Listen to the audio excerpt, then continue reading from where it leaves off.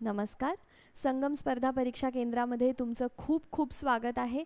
आणि जसं की तुम्ही बोर्डवर बघू शकता, हा टीचर एलिजिबिलिटी टेस्ट जी आहे, जिला आपण TET म्हणतो, तर त्याचं नोटिफिकेशन आलेलं आहे आणि बऱ्याच विद्यार्थ्यांचे कॉल आले आहेत की मॅम याबद्दल काही मार्गदर्शन द्या, बॅच आहे का, वगैरे वगैरे सगळ्या गोष्टी. तर म्हटलं सगळ्यांची फोनवर बोलण्यापेक्षा एक व्हिडिओज घेऊन येऊ, ज्यामुळे तुम्ही आम्हाला कॉल करून तुमचे जे डाऊट्स आहेत ते विचारणार नाही.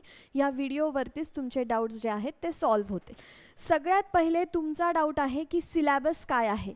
सिलॅबसकडे वळायच्या आधी पेपर 1, पेपर 2 या भानगडी काय आहेत आणि तुम्ही कोणत्या पेपरसाठी फॉर्म भरायचा हे मी इथे तुम्हाला सांगते.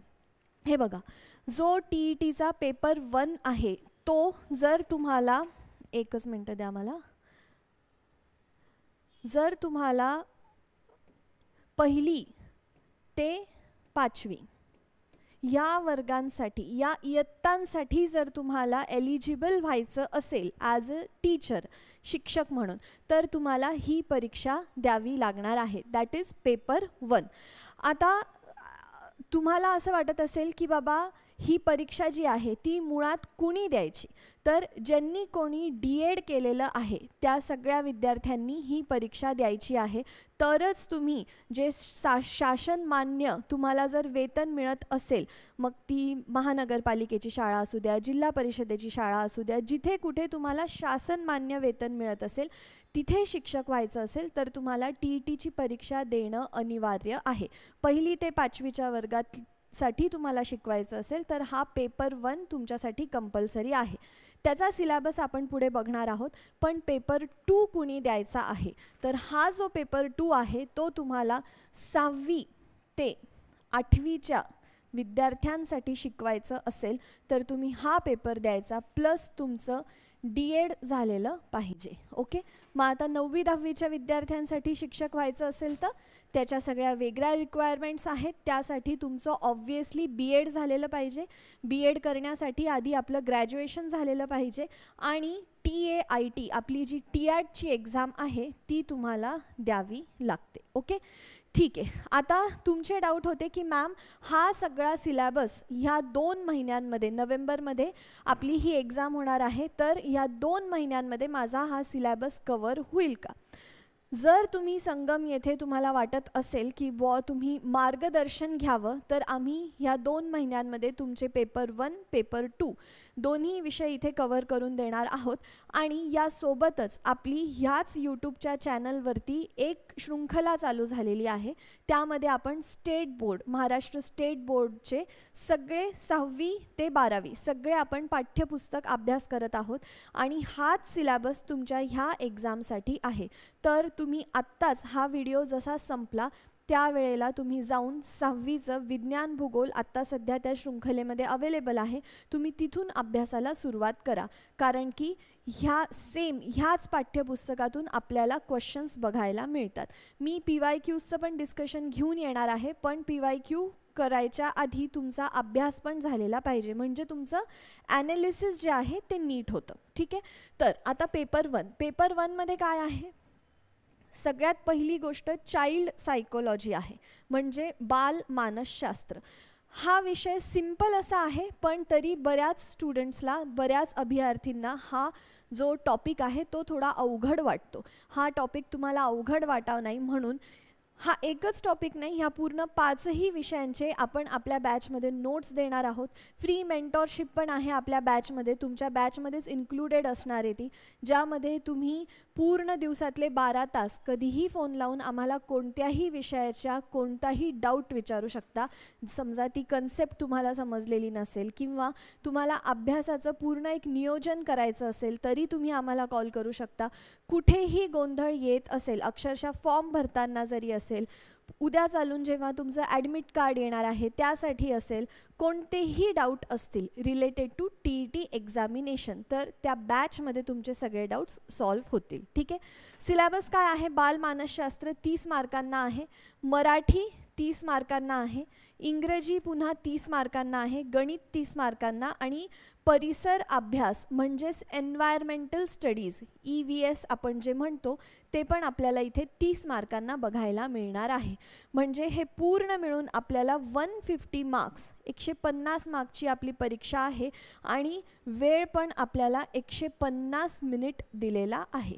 म्हणजे आता याचा अर्थ आपल्याला एक क्वेश्चन सोडवायला 1 मिनिट मिळत आहे. इनफ आहे, कारण की 6वी ते 12वी ह्या सगळ्या पुस्तकांमधलं आपल्याला नॉलेज जर असलं आणि जर पेपर 1 आहे तर ऑब्व्हियसली पहिलीपासूनचे सगळे जे विषय आहेत त्याचा अभ्यास पाहिजे आपल्याला. पण जर तुम्ही स्टेट बोर्डच्या बुक्स वाचल्या प्लस आपल्या बॅचमध्ये जसं आपण अजून अधिक त्यावरती बेस्ड जे क्वेश्चन्स येतात ते शिकवणार आहोत प्लस PYQ ह्या तिन्ही गोष्टी जर तुम्ही केल्या तर तुम्हाला हे मार्क्स इथून तुम्हाला मार्क्स घेण्यासाठी कुणीच थांबवू शकत नाही. ठीक आहे. मग पुढे आहे पेपर 2. हा कधी द्यायचा आहे तुम्ही? जर तुम्हाला 6वी ते 8वीच्या विद्यार्थ्यांना शिकवण्यासाठी पात्र व्हायचं असेल तर हा पेपर द्यायचा. आता आधीच्या पेपरमध्ये आपल्याला 5 सब टॉपिक्स 5 विषय द्यायचे होते आणि ह्या पेपरमध्ये आपल्याला 4च विषय द्यायचे आहेत. एक्झाम 4 विषयांची. हा कॉमन आहे. बालमानसशास्त्र 30 मार्कांना आहे, भाषा 1 जी आहे ती 30 मार्कांना आहे आणि भाषा 2 तुम्ही इथे ऑब्व्हियसली इंग्लिश मराठी चूज करणार आहात, ही 30 मार्काला आहे. ठीक आहे.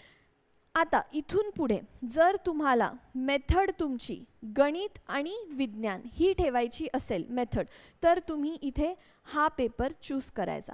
आणि जर तुम्हाला मेथड 2 हवी असेल दॅट इज सोशल सायन्स सामाजिक शास्त्र, जर तुम्हाला हे हवं असेल तर तुम्ही हा पेपर चूज करायचा. आणि हा किंवा हा गणित विज्ञान और सामाजिक शास्त्र आणि हे तुम्हाला येणार आहे 60 मार्कांना. हे 30 नाही 60 आहे आणि पूर्ण मिळून हाही पेपर 150 मार्कांचा आहे आणि तुम्हाला वेळ 150 मिनिटं मिळणार आहे. ठीक आहे. मग आता तुम्हाला समजा लिटरेचरचं लँग्वेजचं टीचर व्हायचं असेल तरी तुम्ही हा विषय घेतला गणित विज्ञान तरी तुम्ही ह्या भाषांचे टीचर होऊ शकता आणि समाजशास्त्र घेतलं तरी भाषा विषय त्याच्यासोबत येतो. ओके.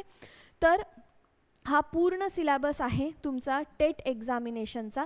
आता एक महत्त्वाचा मुद्दा परीक्षा कोण घेतं हा एक मुद्दा आहे आणि दुसरी गोष्ट आपल्याला मिनिमम मार्क्स किती लागतात.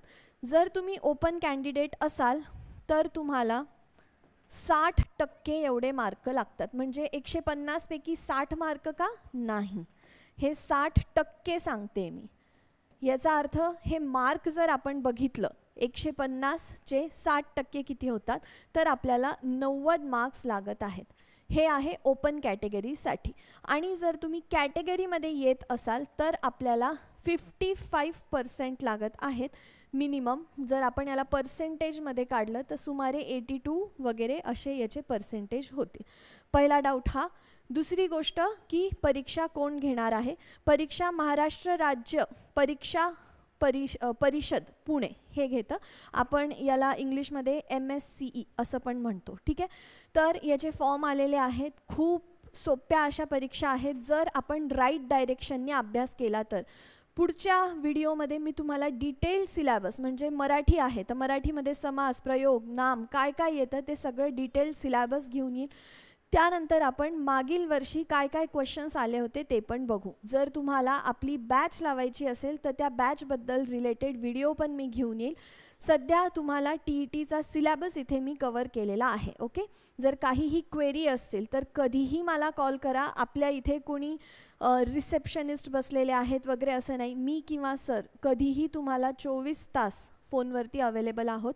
हा नंबर आहे आणि यावर तुम्ही कधीही कॉल करू शकतात. काहीही डाऊट असेल तर कधीही कॉल करा. ओके.